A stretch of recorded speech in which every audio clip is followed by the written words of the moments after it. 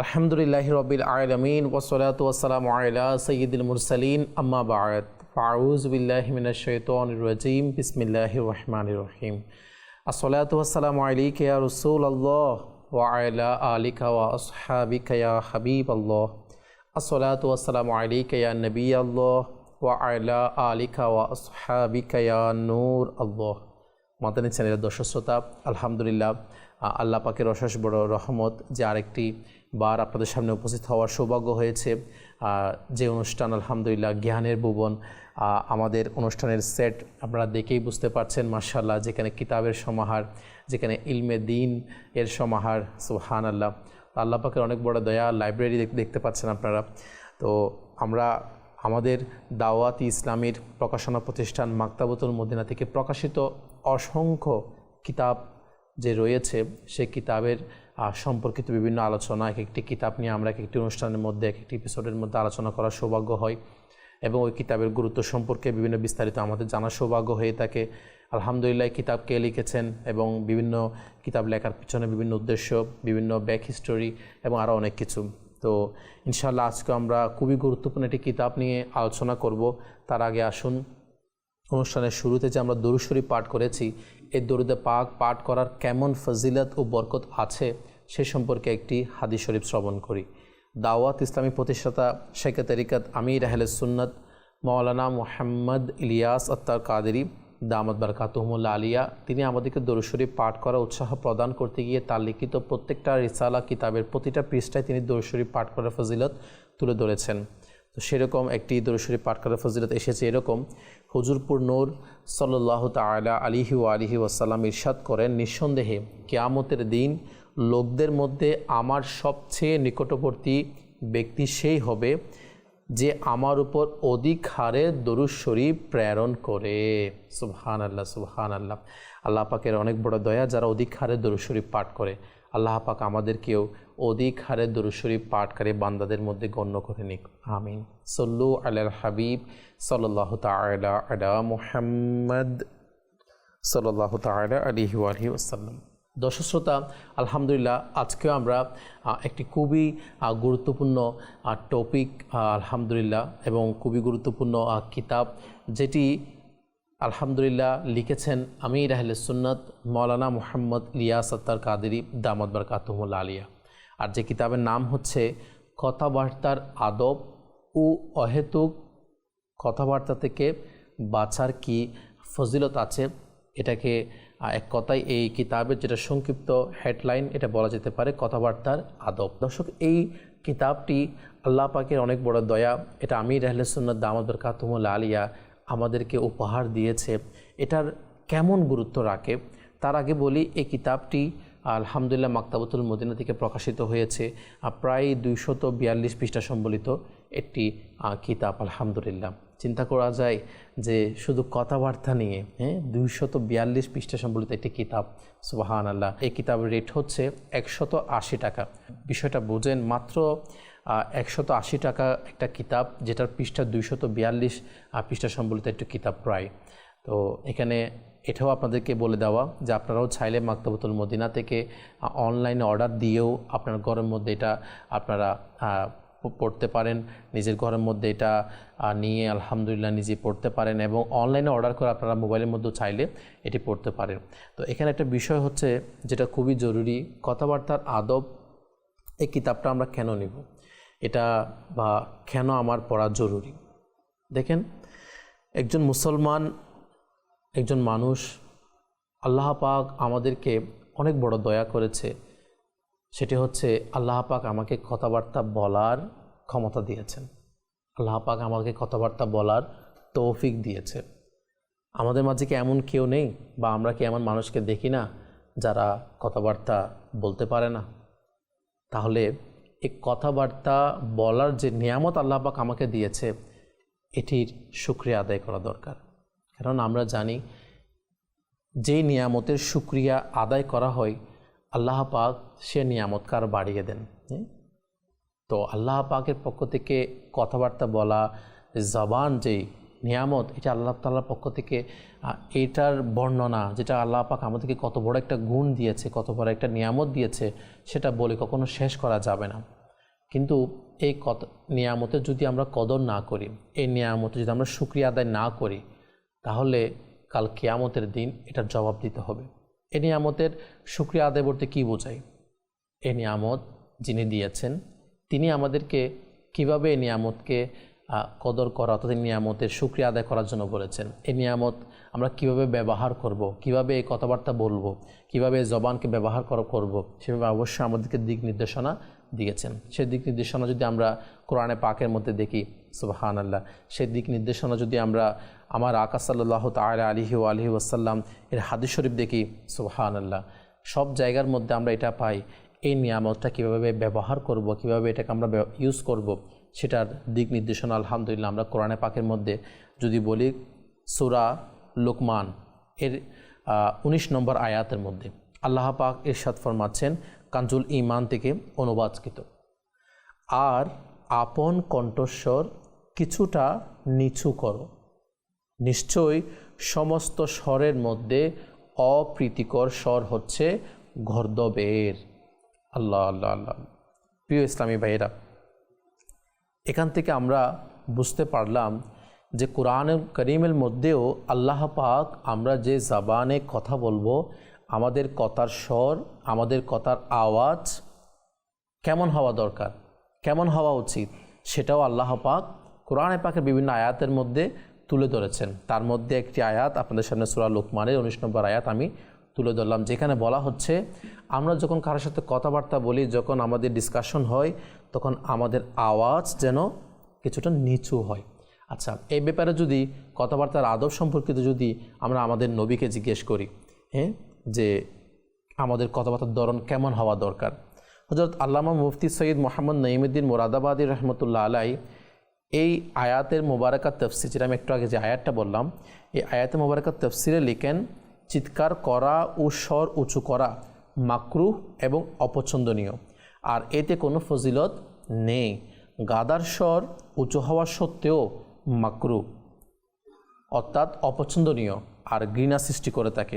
তো নবী করিম সাল্লাল্লাহু তাআলা আলাইহি ওয়া আলিহি ওয়াসাল্লাম ব্যাপারে যেটা আমি বললাম, আমার আকা সাল্লাল্লাহু তাআলা আলাইহি ওয়া আলিহি ওয়াসাল্লাম নিম্ন স্বরে কথাবার্তা বলাকে পছন্দ করতেন।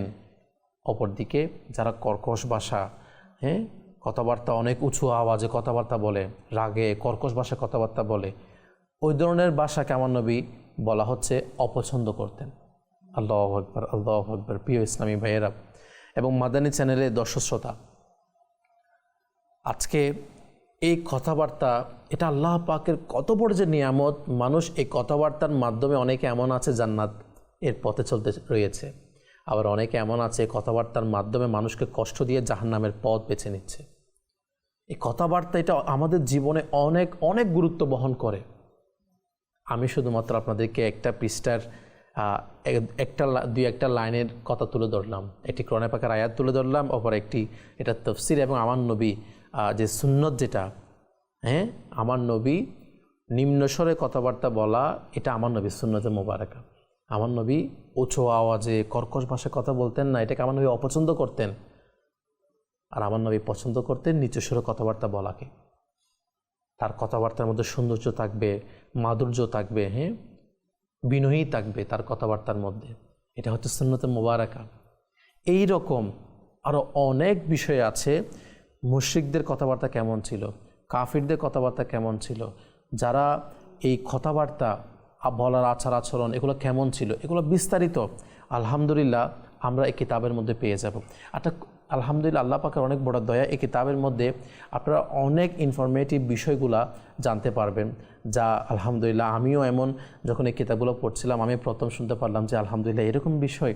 যেমন একটি বিষয় বলি আপনাদেরকে, হযরত ইসমাইল হাক্কি রহমতুল্লাহ তাআলা আলাইহি তিনি লিখেন, যখন লোকজন পরস্পরের মধ্যে কথাবার্তা বলে তখন তাদের মধ্যে সবচেয়ে মন্দ ও ঘৃণিত স্বর হলো তার যে গাদার ন্যায় উচ্চস্বরে কথাবার্তা বলে। আল্লাহ আল্লাহ আল্লাহ। আচ্ছা, এখানে গাদার কথা যখন এসেছে, তো কিতাবের মধ্যে আসছে আমার আকা নবী করিম সাল্লাল্লাহু তাআলা আলাইহি ওয়া আলিহি ওয়াসাল্লামের হাদিস শরীফ, যখন তোমরা মোরগের আওয়াজ শুনবে তখন আল্লাহ পাকের নিকট নিয়ামতের প্রার্থনা করো, কেননা সে অর্থাৎ মোরগ ফেরেশতাদের দেখে থাকে। সুবহানাল্লাহ, সুবহানাল্লাহ। অপরদিকে বলা হতো তোমরা যখন গাদার আওয়াজ শুনবে তখন তোমরা শয়তান থেকে আল্লাহ পাকের কাছে আশ্রয় প্রার্থনা করো, কারণ কারণ গাদা সে শয়তানকে দেখে থাকে। আল্লাহু আকবার, আল্লাহু আকবার। গাদা সে শয়তানকে দেখে এবং আওয়াজও করে শয়তানকে দেখার পরে। তো ওই সময় বলা হচ্ছে আল্লাহ পাকের দরবারে যখন গাদার আওয়াজ আমরা শুনি তখন আল্লাহ পাকের দরবারে শয়তান থেকে আশ্রয় প্রার্থনা করার জন্য বলা হয়েছে। আর অপরদিকে মোরগ সে ফেরেশতাদের দেখে থাকে, আল্লাহ পাক সে মোরগকে সে ক্ষমতা দিয়েছে। আর বলা হচ্ছে যখন মোরগ ডাকে তখন তোমরা কি করো, আল্লাহ পাকের দরবারে দোয়া করো, নিয়ামত প্রার্থনা করো। সুবহানাল্লাহ। এই ধরনের অনেক অনেক গুরুত্বপূর্ণ অনেক ইনফরমেটিভ বিষয়, আলহামদুলিল্লাহ অনেক গুরুত্বপূর্ণ বিষয় আপনারা এই কিতাবের মধ্যে পেয়ে যাবেন।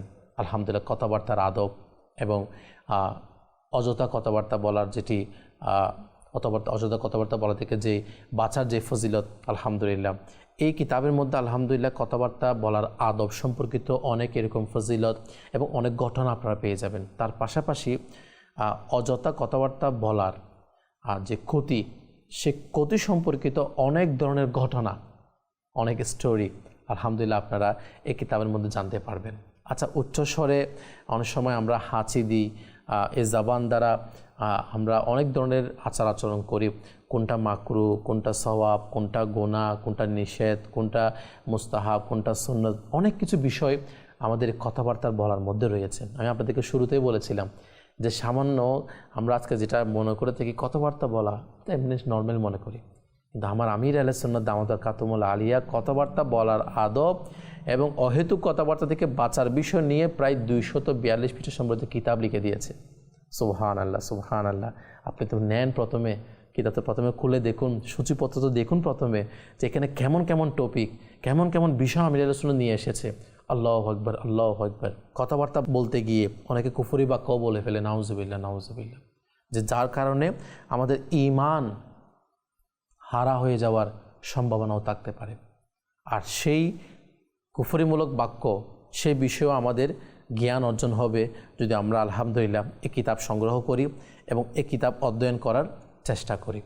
তাই প্রিয় ইসলামী ভাইয়েরা এবং মাদানী চ্যানেলের দর্শক শ্রোতা, এই কিতাব যেটি আজকে আমরা আলোচনা করছি কথাবার্তা বলার আদব, এটি অবশ্যই সংগ্রহ করুন। কেননা এ জবানের হিফাজত যারা করে না, হয়তো এমনও হতে পারে এ জবানের নিয়ামত আমাদের সাথে হাতছাড়া হয়ে যেতে পারে। আমরা এমন অনেকে দেখেছি যারা আগে সে কথাবার্তা বলতে পারতো, এখন সে কথাবার্তা বলতে পারে না। এই নিয়ামত থাকতে নিয়ামতের কদর করা দরকার, নিয়ামতের শুকরিয়া আদায় করা দরকার।